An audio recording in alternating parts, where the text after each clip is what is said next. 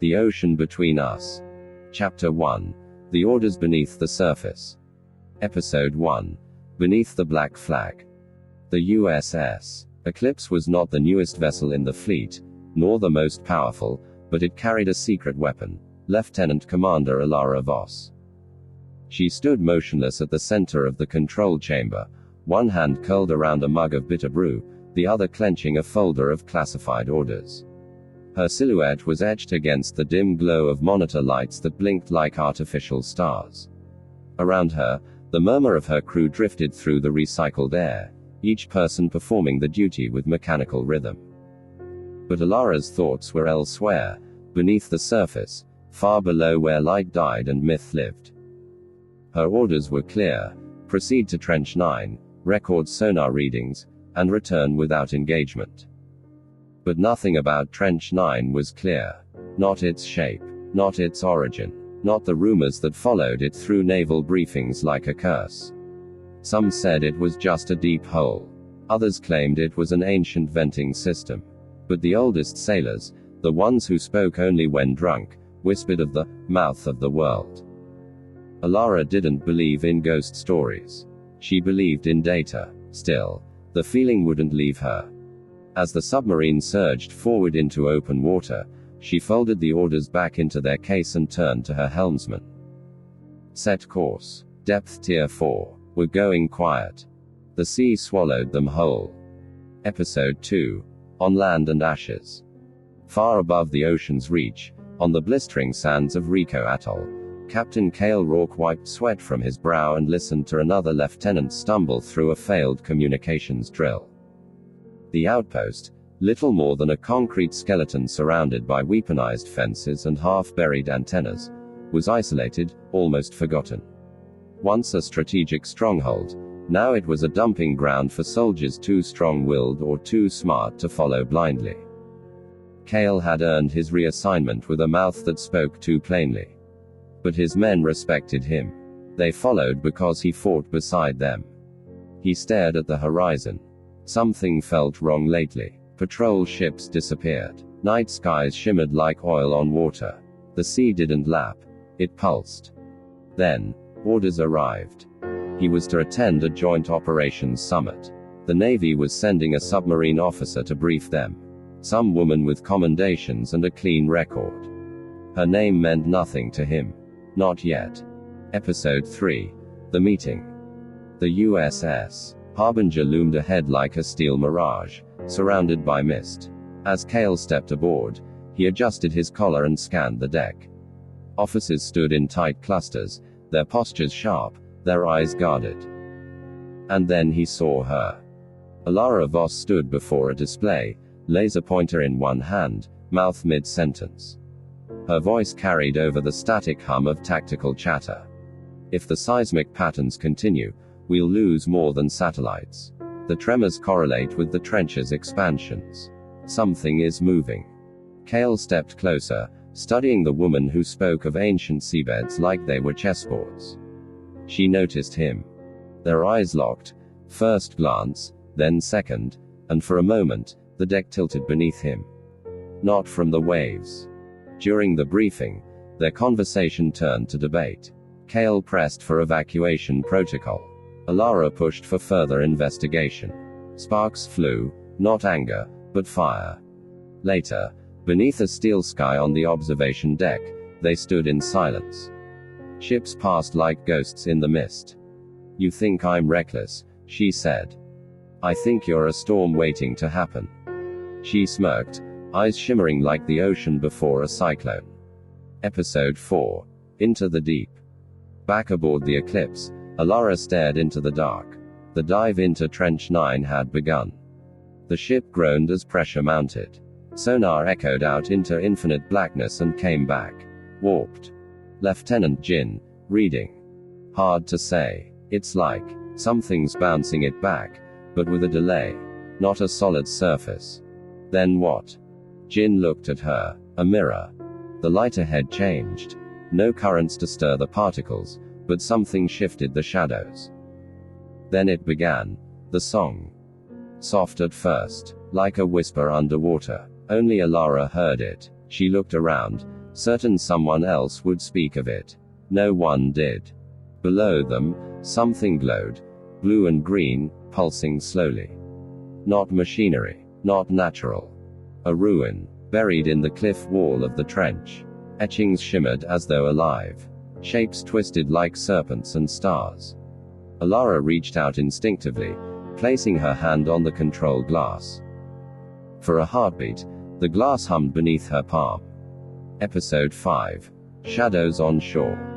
Back on Rico Atoll, Kale watched as a drone skidded ashore, broken and scorched. Inside its memory bank were images. Distorted, shaky, but one frame stood out. An eye. Massive, reptilian, unblinking. He showed it to the brass. They dismissed it as technical corruption. But Kale had seen enough war to know fear. The drone hadn't malfunctioned. It had screamed. That night, he used a secure backchannel to contact Alara. Her face flickered onto his screen, lit by the dim glow of 1,000 controls. "Are you near Trench 9? He asked. "Yes," she said, eyes far away. "And Kale, the sea is singing." He didn't sleep that night. Episode 6. Broken Orders. "Hold position," the Admiralty ordered. Alara read the message twice and still didn't believe it. They wanted her to wait, to power down, observe, but not engage. Not with the anomaly, not with the ruin, not with the song that was now threading through her thoughts like a second pulse. But Alara was not built to sit in silence. She was born of storm chases, dark water drills, and the kind of decisions that earned medals and reprimands. She turned to her crew. "I'm initiating protocol whisper. Black Ops deep scan, off record." Lieutenant Jin blinked. That's mutiny." "No," she said softly. "That's survival." The crew agreed. Not with words. With motion. Quiet, reverent, absolute. They trusted her, not just as an officer, but as something more. The eclipse dove deeper. Past mapped zones. Past safe levels. Past reason. And then they saw it. A gate. Massive. Stone and coral, but not eroded, shaped. Marked with glowing sigils. At the center, a pulse. Like a heart. Like a warning. Sonar went dead. Lights flickered. Systems coughed. And something outside turned to look at them. Episode 7. Crossfire. Kale's outpost came under fire. Not from the sea, but from above.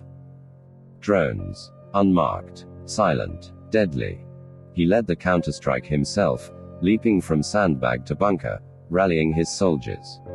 But it was more than an attack. It was a distraction. When the dust cleared, their comms array had been fried. Their last transmission had been to Alara.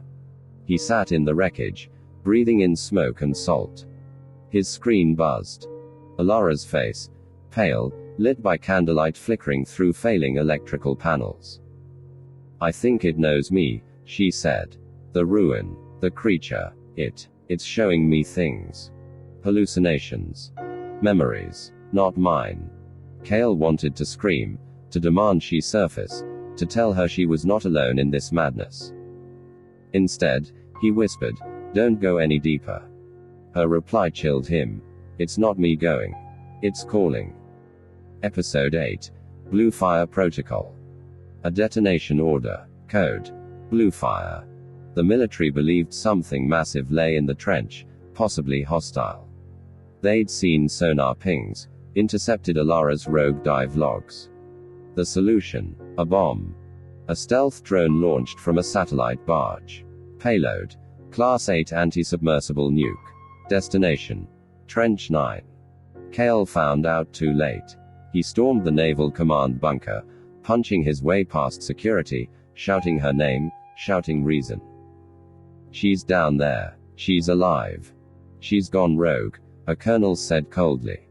But Kale didn't believe that. Far below, Alara saw the glint of incoming death. The sea screamed. Her ears bled from the pressure of the song. The ruin lit up. Sigils like fireflies in panic. And the creature, the one that had watched, moved. The bomb exploded. Episode 9. The Aftermath. The sea boiled. Storms erupted along the equator. Tides surged. Birds fell from skies. Satellite feeds went dark over Trench 9. The eclipse vanished from naval maps. Alara's name was struck from the logs. KIA. Kale didn't attend the memorial. Instead, he wandered the reefs alone, staring at the trench line on old charts. He remembered the last time they spoke, her voice trembling with awe and terror. I think it's remembering the world before us. He imagined her, still alive somehow, singing back to the deep. He vowed to find her. Somehow, some way. Episode 10. The Echo. Weeks passed. Then, a buoy surfaced near the trench, blinking red. It carried a single black box. The Navy dismissed it as debris. Kale intercepted it. He played the file. Alara's voice. The sea is awake. I am not dead. I am becoming. Tell Kale. I remember the stars. The screen went dark. Then came the sound. Not her voice. Not machinery. A song. Ancient. Deep. Not heard, but felt. Kale stood on the beach, wind in his hair, salt on his lips, staring into the horizon. He whispered, I'm coming. Behind him, a wave rose. Not from wind, from something alive. Something waiting. End of chapter 1. The Orders Beneath the Surface.